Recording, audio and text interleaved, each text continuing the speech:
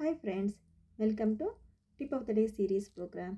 ఈరోజు ఒక మంచి ఇంట్రెస్టింగ్ టిప్ చూసేద్దాం.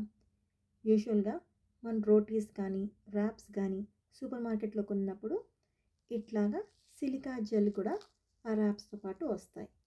ఈ ర్యాప్స్లోని ఈ సిలికా జెల్ ఎందుకు ఇస్తారు అంటే ఫుడ్ ఫ్రెష్గా ఉండడానికి అండ్ మోల్డ్స్ అంటే ఫంగస్ లాంటివి ఫామ్ అవ్వకుండా ఉండడానికి ఈ సిలికా జెల్ బాగా యూజ్ అవుతుంది.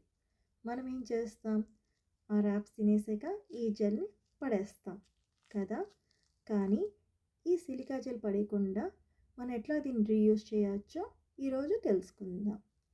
యూజువల్గా మన ఫొటోస్ ఆల్బమ్స్ లాంటివి ఉంటాయి, డాక్యుమెంట్స్ ఉంటాయి. అలాంటివి ఏమవుతాయి, ఎక్కువ రోజులు అలా ఉంచడం వల్ల మోల్డ్ లాగా ఫామ్ అవుతూ ఉంటుంది అనమాట. అంటే బ్లాకిష్గా ఫంగస్లా ఫామ్ అవుతూ ఉంటుంది. సో అట్లా ఫామ్ అవ్వకుండా ఉండడానికి ఆ ఆల్బమ్స్లోని లేదంటే డాక్యుమెంట్స్లోని ఈ సిలికా జెల్ ప్లేస్ చేస్తే అలా మోల్డ్స్ అనేది ఫామ్ అవ్వదు. సెకండ్, మనం టూల్స్ కొంటూ ఉంటాం, కటింగ్ ప్లేయర్ కానీ ఏవైనా టూల్స్, అవి ఏమవుతాయి, రస్ట్ ఫామ్ అవుతుంది అనమాట. సో మనం ఈ టూల్స్ని కాస్త ఒక బ్యాగ్లో పెట్టి ఈ సిలికా జెల్ శాచెట్స్ ప్లేస్ చేస్తే ఆ రస్ట్ అనేది ఫామ్ అవ్వదు.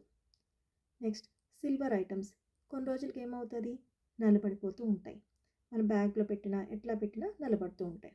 సో అట్లా నల్లపడకుండా ఉండడానికి ఈ సిలికాన్ శాచెట్స్ జెల్స్ ఆ బ్యాగ్లో పెట్టి సిల్వర్ ఐటమ్స్ స్టోర్ చేసుకుంటే ఆ ఐటమ్ కాస్త నల్లపడదన్నమాట.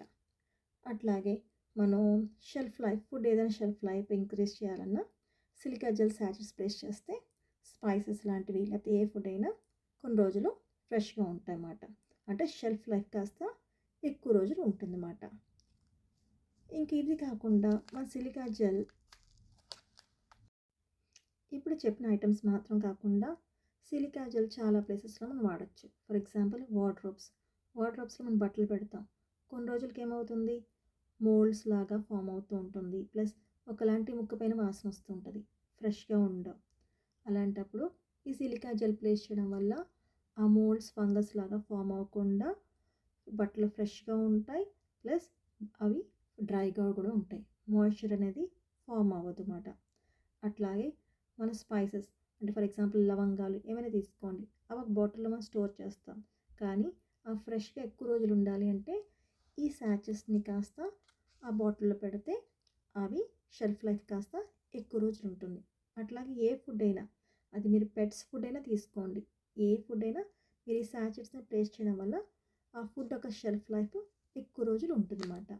అట్లాగే ల్యాప్టాప్స్, ఎలక్ట్రానిక్స్ ఏమైనా తీసుకోండి, ల్యాప్టాప్స్, మొబైల్స్ యూజువల్గా అలాంటివి పెట్టినప్పుడు బ్యాగుల్లో పెట్టినప్పుడు ఏమవుతుంది, కొంచెం వేడికి కానీ లేకపోతే కొంచెం అంటే ఒక చెమ్మలాగా ఫామ్ అవుతుంది. అట్లా ఫామ్ అవ్వకుండా ఉండడానికి ఈ సిలికా జెల్ శాచెట్స్ ప్లేస్ చేయడం వల్ల ఆ మాయిశ్చర్ ప్రివెంట్ అయ్యి ఎలక్ట్రానిక్స్ ఎక్కువ రోజులు ఉంటాయన్నమాట. మనం సోఫార్ ఈ సిలికా జెల్ ఒక మాయిశ్చర్ అబ్జార్బింగ్ కంటెంట్ ఉండడం వల్ల దీని ఒక అడ్వాంటేజెస్, దీన్ని ఎట్లా మనం యూస్ చేయొచ్చో మనం ఇప్పుడు చూసాం. కానీ ప్రతి ఒక్క అడ్వాంటేజెస్ పక్కన డిసడ్వాంటేజెస్ కూడా ఉంటాయి. ఈ సిలికా జెల్ ఒకటి గుర్తుపెట్టుకోండి, పిల్లలు మాత్రం అస్సలు టచ్ చేయనీకండి.